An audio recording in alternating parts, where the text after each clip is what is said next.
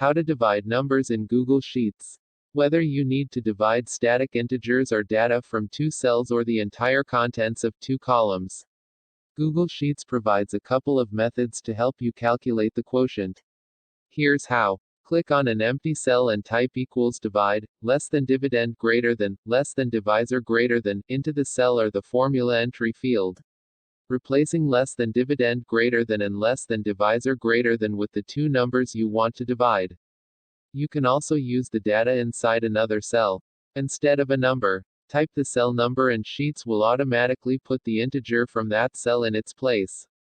After you input the numbers or cell numbers, press the Enter key and Sheets will place the results in the cell.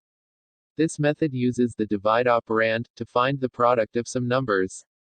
The only difference is if you have more than two numbers, you're able to input as many as you want, whereas the previous formula is limited to two.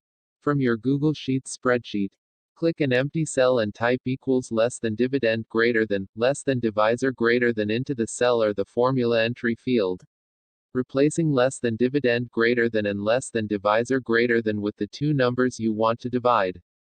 Just like before, you can reference other cells inside the spreadsheet. Replace either number with the number of a cell that contains a number in it. If you're working with a table and want to divide the data from rows 1 and 2 into row 3, Google Sheets has a neat feature that applies the formula to the rest of the cells in row 3. It fills in the remaining cells with the formula and the results. Double-click the little blue square, and, like magic, the rest of the table is filled in with the product of the two numbers. This feature can be used with either formula, but it works only when using cell references. Text source, howtogeek.com.